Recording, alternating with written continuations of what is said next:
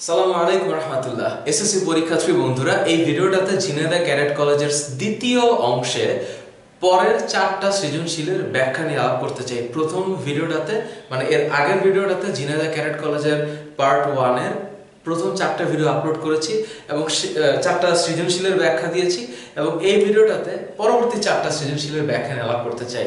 Test পেপারটা যদি থাকে 5 নম্বর সৃজনশীলের প্রথম, আমার কাছে যে টেস্ট পেপারটা আছে আমি দেখিয়েছিলাম এর আগে, এই চারটার ব্যাখ্যা আমি দিয়েছি এবং এই চারটার ব্যাখ্যা নিয়ে আলাপ করতে চাই। তোমাদের কাছে অবশ্যই টেস্ট পেপারটা আছে এবং যদি থাকে তাহলে 5 নম্বর সৃজনশীলের ফার্স্ট যে রিঅ্যাকশন সেটা হচ্ছে যে নাইট্রোজেন এবং হাইড্রোজেন বিক্রিয়া করে অ্যামোনিয়া গ্যাস উৎপাদন করে এবং তার সাথে ডেলএইচ হচ্ছে, এটা আমরা জানি যে এটা 92 কিলোজুল তাপ করে উৎপাদন করে, এবং এই 92 এর আগে মাইনাস চিহ্নটা দেওয়ার মানে হচ্ছে যে এটা একটা তাপ উৎপাদী বিক্রিয়া। তাহলে দ্বিতীয় যে কোশ্চেনটা সেটা হচ্ছে হাইড্রোজেন সালফাইড। এই হাইড্রোজেন সালফাইড এর সাথে ক্লোরিন গ্যাস চালনা করলে এখানে হাইড্রোজেন ক্লোরাইড হবে আর সালফার হবে। এই বিক্রিয়া দুটো দিয়েছে এবং প্রথম কোশ্চেনটা করেছে পিএইচ কি। তোমরা যারা অ্যাসিড ক্ষারক লবণ অধ্যায়টা পড়েছো তোমরা অবশ্যই জানো যে পিএইচ মানে হচ্ছে পাওয়ার অফ হাইড্রোজেন। তো পাওয়ার অফ হাইড্রোজেনের ক্ষেত্রে minus log of H plus. So hydrogen আয়নের ঋণাত্মক লগারিদমকে ওই দ্রবণের মানে যে কোনো দ্রবণের হাইড্রোজেন আয়নের ঋণাত্মক লগারিদমকে বলা হয় পিএইচ মানে power of hydrogen. Second question, alkane ও অ্যালকিনের মধ্যে কোনটা বেশি সক্রিয়? আমরা কি জানি অ্যালকেনের ক্ষেত্রে কার্বন কার্বন সিঙ্গেল বন্ড থাকে। তো এটা যদি সিঙ্গেল বন্ড হয় তাহলে এটা এমনিতে আমরা জানি অ্যালকেনকে প্যারাফিন বলা হয়, অর্থাৎ আসক্তিহীন। অর্থাৎ এই মানে একক বন্ধ থাকার কারণে এদের মধ্যে কোনো আসক্তি থাকে না। কিন্তু কার্বন কার্বন ডাবল বন্ড যদি থাকে, এবং তোমরা জানো যে এটা হচ্ছে মানে সিগমা বন্ড আর এটা হচ্ছে পাই বন্ড। এই সিগমা পাই বন্ডের একটা ব্যাখ্যা অ্যারোমেটিক যৌগের একটা ভিডিও আমি আপলোড করেছি এসএসসি কেমিস্ট্রির জৈব যৌগের উপরে। এই পর্যন্ত আমি 6টা ভিডিও দিয়েছি এবং তার ষষ্ঠ ভিডিওটাতে আমি অ্যারোমেটিক যৌগের যে আলাদা করে ভিডিও আপলোড করেছি সেখানে একটু ব্যাখ্যা করেছিলাম সিগমা বন্ড এবং পাই বন্ড নিয়ে।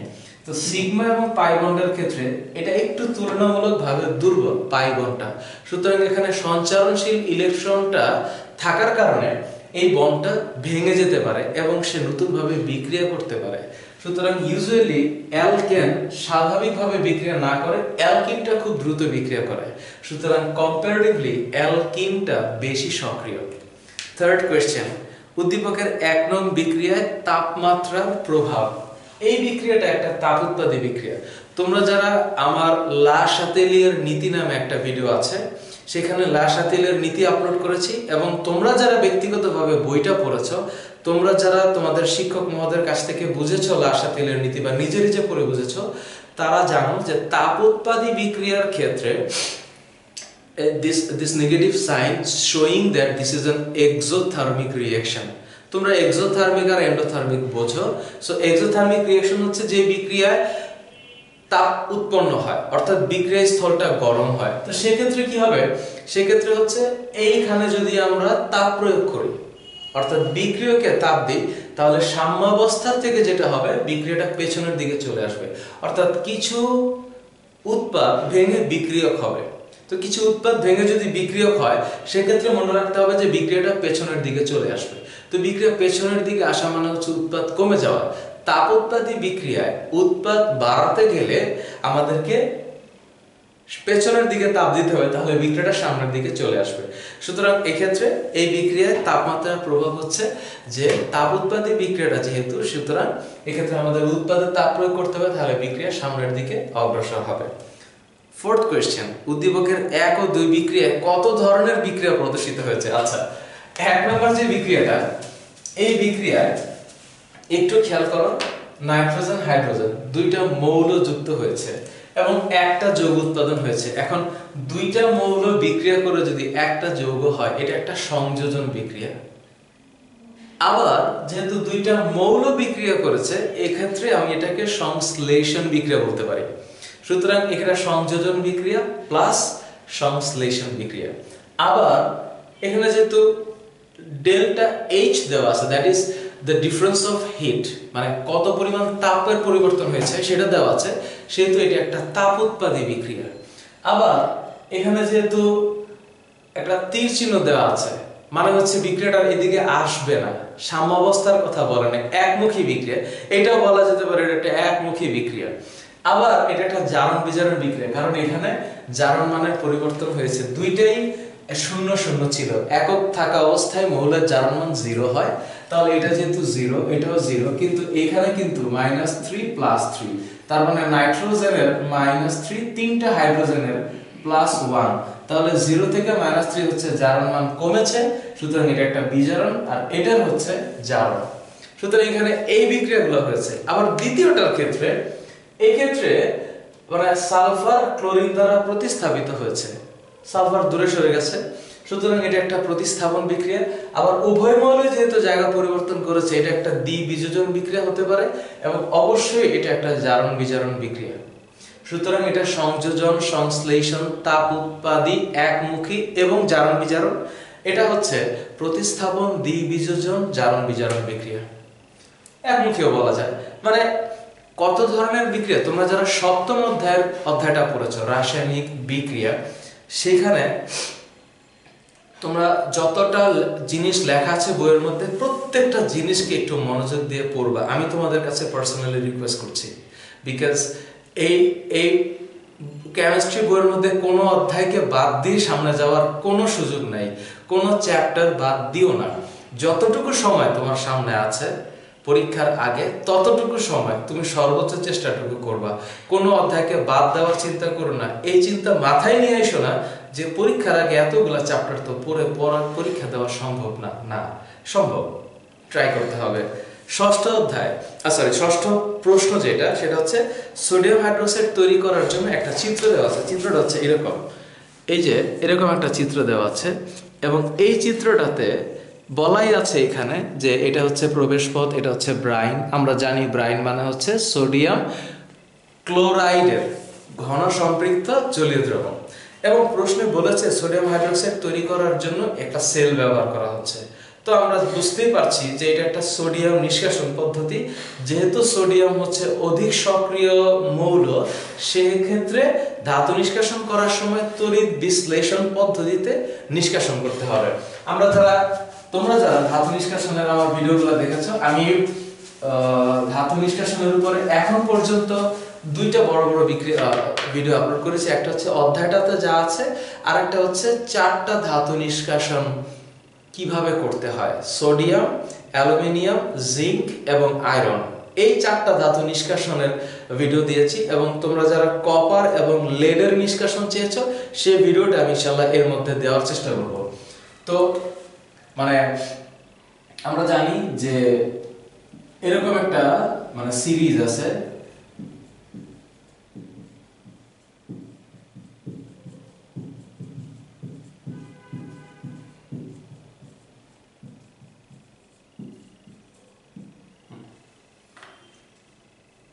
সিরিয়াল। হ্যাঁ,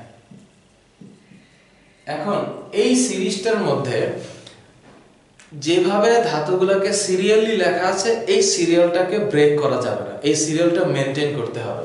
তো এখন এইখান থেকে এই পর্যন্ত যে ধাতুগুলো আছে, এরা হচ্ছে হাইলি অ্যাক্টিভ মেটাল, এবং এদের নিষ্কাশন করার পদ্ধতি হচ্ছে মানে তোমাকে তড়িৎ বিশ্লেষণ করতে হবে। তড়িৎ বিশ্লেষণ পদ্ধতি ছাড়া এই ধাতু নিষ্কাশন সম্ভব না। আর জিঙ্ক থেকে শুরু করে লেড পর্যন্ত এটা হচ্ছে কার্বন মানে মধ্যম সক্রিয় ধাতু। তো এই মধ্যম সক্রিয় ধাতুর মানে নিষ্কাশন করতে গেলে আমাদেরকে কার্বন বিজারণ পদ্ধতি অবলম্বন করতে হবে। তো যেহেতু এখানে হচ্ছে সোডিয়াম, সুতরাং এটা হচ্ছে তড়িৎ বিশ্লেষণ। এবং এখানে বলেছে, আচ্ছা প্রথম প্রশ্ন, কাচ পরিষ্কারক কি? অ্যামোনিয়ার যে জলীয় দ্রবণ, হ্যাঁ, এটা হচ্ছে কাচ পরিষ্কারক। এটা তোমাদের বইয়ের 12 নম্বর অধ্যায় আমাদের দৈনন্দিন জীবনের রসায়নের পরিষ্কারের যে রসায়ন, তার একটা অংশে লেখা আছে যে অ্যামোনিয়ার যে জলীয় দ্রবণ, ওইটাকেই কাচ পরিষ্কারক হিসেবে ব্যবহার করা হয়। দ্বিতীয় কোশ্চেন, ধাতু নিষ্কাশন একটা বিজারণ প্রক্রিয়া। ডেফিনেটলি, যেমন এটাকে খুব কমনলি আমরা জিঙ্কের একটা ব্যাখ্যা দিতে পারি, যেমন জিঙ্ক অক্সাইড, হ্যাঁ, এটা হচ্ছে বা জিঙ্ক সালফাইড, যাই বলো না কেন। এখন জিঙ্ক অক্সাইড এটা একটা জিঙ্কের একটা আকরিক, যেখান থেকে আমরা কার্বনকে মিশ্রণ করলে কার্বন এই জিঙ্ক থেকে অক্সিজেনটাকে সরিয়ে ফেলবে এবং জিঙ্কটাকে আলাদা করে দিবে। যেহেতু কার্বনের পক্ষে একটা ঋণাত্মক মূলককে সরানোর ক্ষমতা আছে এবং এই প্রক্রিয়াটা হচ্ছে বিজারণ প্রক্রিয়া। কোন যৌগের সাথে ধনাত্মক মূলক যুক্ত হওয়া অথবা ঋণাত্মক মূলক অপসারণ হওয়াটাই হচ্ছে বিজারণ। সুতরাং এই যে নিষ্কাশন পদ্ধতি বলাই আছে কার্বন বিজারণ পদ্ধতি। ইন দ্যাট কেস কার্বন অক্সিজেনকে সরিয়ে ফেলেছে, এই কারণে এটা একটা বিজারণ প্রক্রিয়া। সুতরাং জিঙ্ক এর আকরিক থেকে কার্বন চূর্ণকে যুক্ত করলে সেখান থেকে যে অক্সিজেনটা সরে যায়, এটা একটা বিজারণ প্রক্রিয়া। এরপরে হচ্ছে এখানে এই যে চিত্রটা দেয়া আছে, এই চিত্রটাতে কি বিক্রিয়াগুলো কি কি আছে, দিস ইজ ভেরি ইম্পর্টেন্ট। যে সোডিয়াম নিষ্কাশনের ক্ষেত্রে মানে বিক্রিয়াগুলো কি, যেমন আমি যদি বলি সোডিয়াম ক্লোরাইডের জলীয় দ্রবণ আছে, তো জলীয় দ্রবণ বলতে পানীয় বোঝায়। তার মানে সোডিয়াম ক্লোরাইডের ক্ষেত্রে সোডিয়াম প্লাস আর chlorine minus, H plus OH minus. অনেক স্টুডেন্টের কাছে তড়িৎ বিশ্লেষণের পড়াটাই খুব কঠিন লাগে। আমি ব্যক্তিগতভাবে তাদেরকে মানে আমার কাছে যারা পড়ে তাদের সাথে আলাপ করে দেখেছি যে ওদের ভিতরে এই ভয়টা হচ্ছে সামহাউ তাদের ভিতরে ইনস্টল হয়েছে যে এটা খুব কঠিন জিনিস। কিন্তু কোনো কিছুই কঠিন না মানুষের জন্য যদি সে চেষ্টাটা করে। তো আমার তখন আসলে মোটিভেশন দেওয়া ছাড়া বা এইসব কথা বলা ছাড়া উপায় থাকে না। বাট একটা স্টুডেন্ট তখনই একটা পড়াকে ভালো লাগবে যখন সে বুঝতে পারবে তাকে কিভাবে ভালো লাগাইতে হয়। সুতরাং একটু ঠান্ডা মাথায় দৃঢ় চিত্তে মনটাকে শান্তি করে পড়তে হবে, তাহলে কেমিস্ট্রি ভালো লাগবে। তো এখানে যদি দুইটা ক্যাটায়ন থাকে, দুইটা অ্যানায়ন থাকে, আমরা জানি যে কোন তড়িৎ বিশ্লেষ্য প্রক্রিয়ায় একাধিক আয়ন থাকলে কোনটা আগে যাবে আর কোনটা পরে যাবে তা তিনটা জিনিসের উপর ডিপেন্ড করে।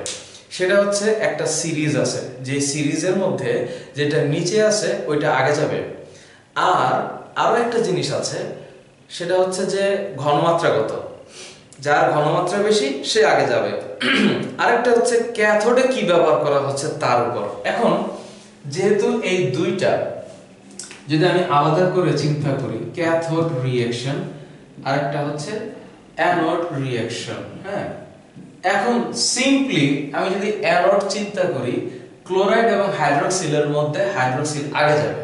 তো এখন হাইড্রোক্সিলের মাথায় এমনিতেই মাইনাস, অর্থাৎ ওর মধ্যে ইলেকট্রন বেশি আছে। তো অ্যানোডটাতে গিয়ে সে কি করবে? অ্যানোডটাতে গিয়ে সে ইলেকট্রনটা ছেড়ে দিবে। অ্যানোডে জারণ হবে, ইলেকট্রন ছেড়ে দেওয়া মানে জারণ হইল। কারণ হাইড্রোক্সিল তো একটা, তো একটা হাইড্রোক্সিল তো এইভাবে থাকতে পারে না, আরেকটা হাইড্রোক্সিলের সাথে যুক্ত হয়ে পানি হবে আর একটা সিঙ্গেল অক্সিজেন হবে, সেটাও এককভাবে থাকবে না। তাহলে কি হবে? অক্সিজেন আরেকটা যুক্ত হবে, O2 হবে, গ্যাস হবে। তাহলে এখানে দুইটা অক্সিজেন আমার দরকার। তো একটা অক্সিজেনের জন্য দুইটা OH লাগলে দুইটা অক্সিজেনের জন্য আমার চারটা OH লাগবে। তাহলে আলটিমেট রিঅ্যাকশনটা হচ্ছে এটা, চারটা OH, দুইটা OH মিলে একটা পানি হয়, তাহলে চারটা OH মিলে দুইটা পানি হবে, একটা অক্সিজেন হবে আর চারটা ইলেকট্রন চলে যাবে। তাহলে অ্যানোডে এই রিঅ্যাকশনগুলো হবে। ক্যাথোডে কি হবে? ক্যাথোডে কিন্তু এই দুইটার মধ্যে হাইড্রোজেন আগে যাবে, অর্থাৎ H প্লাস সে একটা ইলেকট্রন রিসিভ করে হাইড্রোজেন হবে, দুইটা হাইড্রোজেন একত্রে H2 হবে।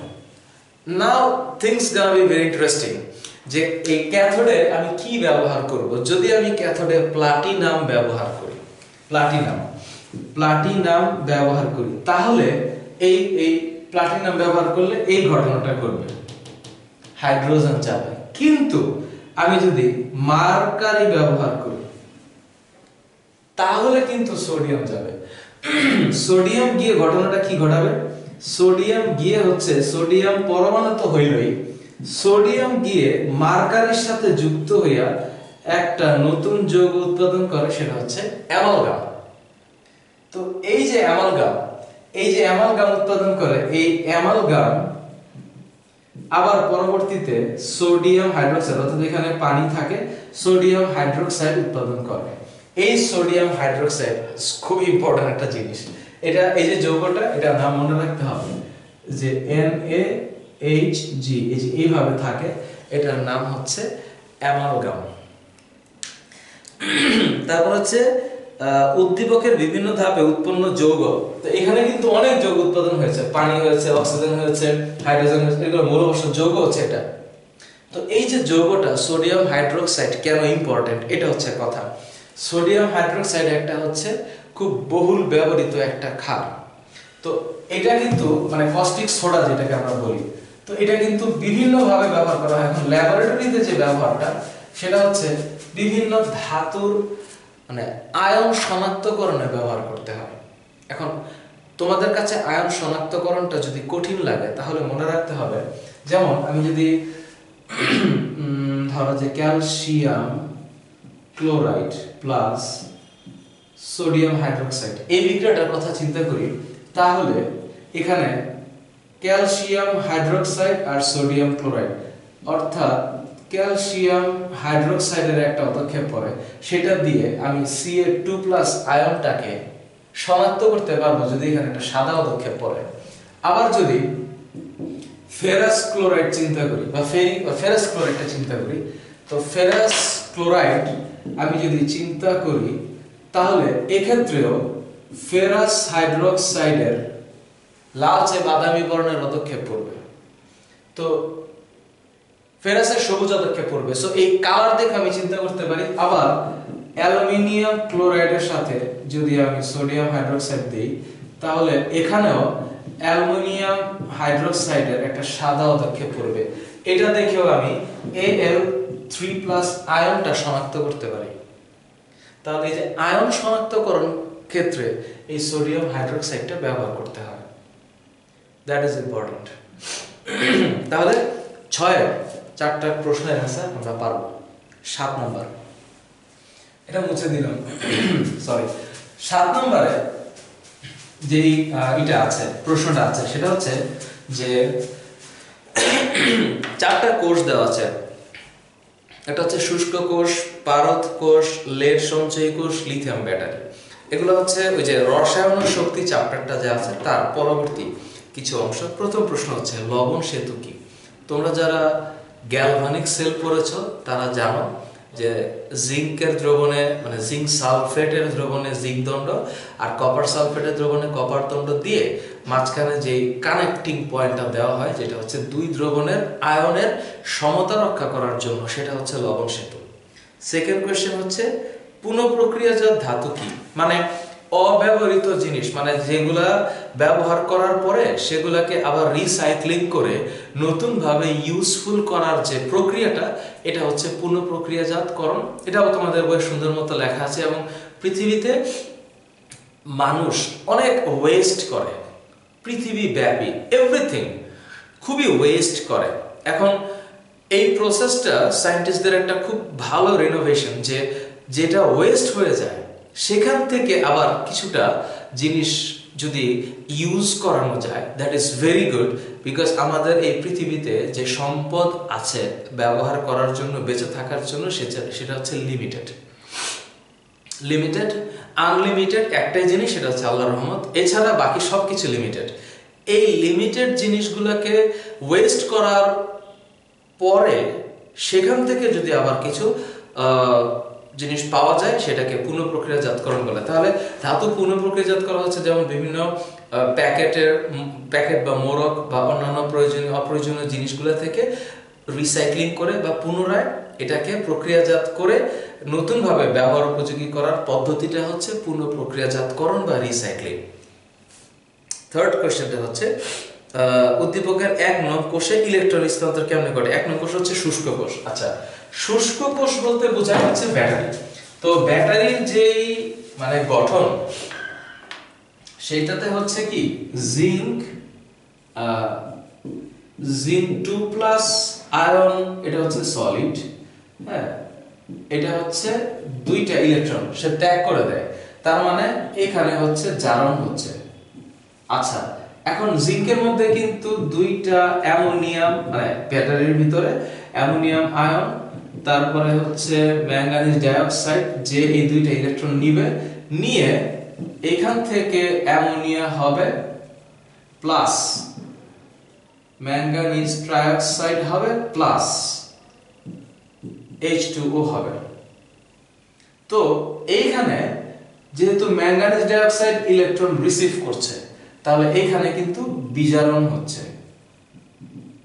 আর এখানে যেহেতু জিঙ্ক ইলেকট্রন ছেড়ে দিচ্ছে, অর্থাৎ জিঙ্কের যে কোরটা আছে, কোর বলতে আবরণটা আছে, ওই যে আমরা ব্যাটারি, যেভাবে আমরা ব্যাটারিটা তোমরা যারা পড়েছো, তো ব্যাটারির বাইরে কিন্তু একটা এরকম 10 তার আবরণ থাকে, সেই আবরণটা থেকে ইলেকট্রন বের হয়, আর মাঝখানে কিন্তু একটা কার্বন দণ্ড থাকে।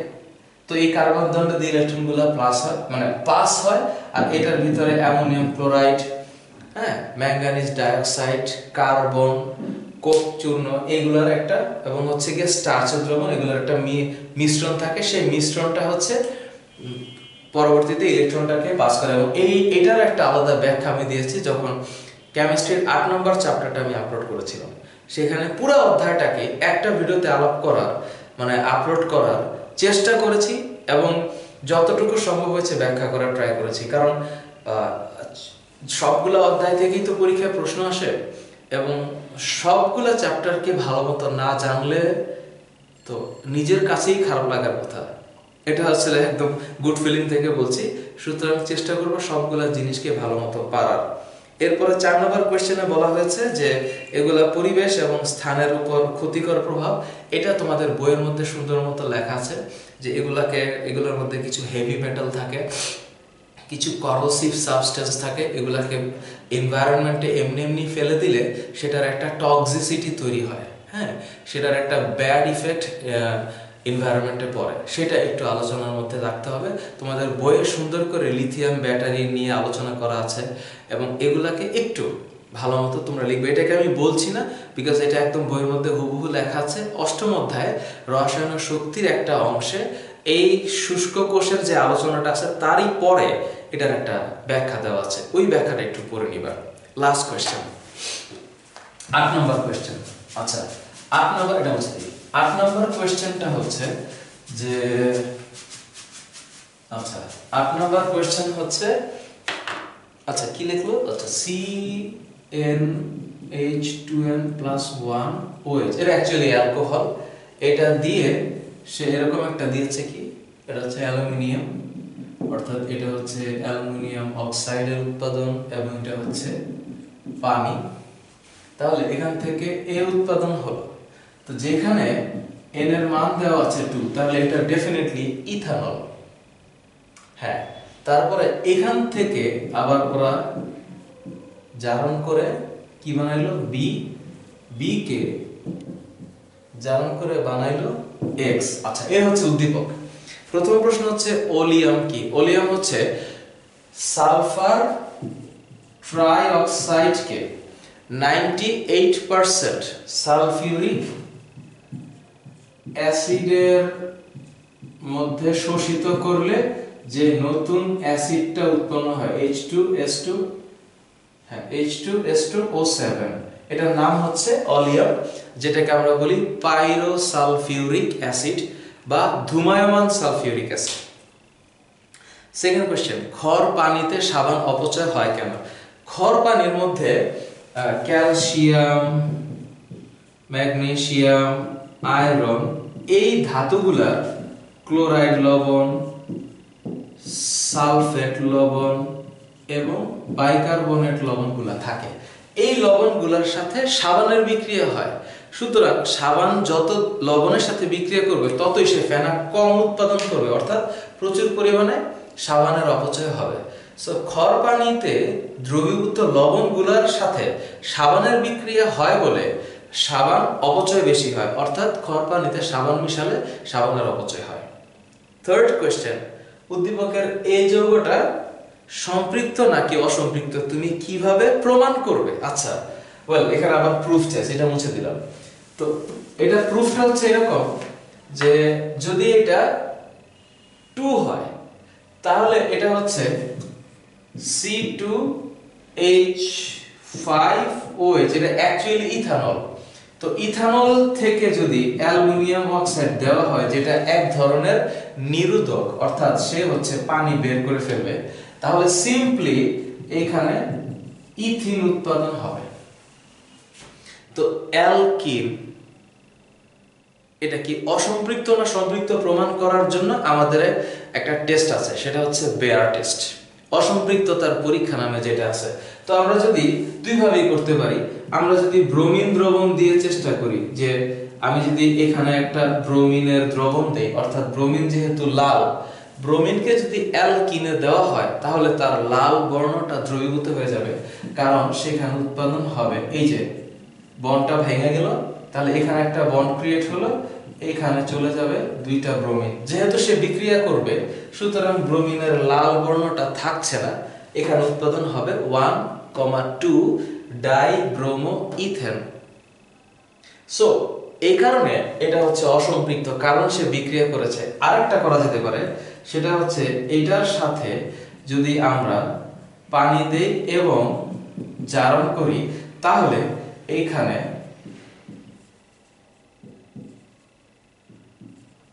এই যৌগটা উৎপাদন হবে, এটার নাম হচ্ছে ইথিলিন গ্লাইকল।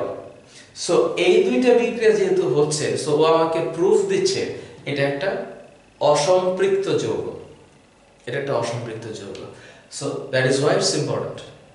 আমি সবগুলাই ইম্পর্টেন্ট।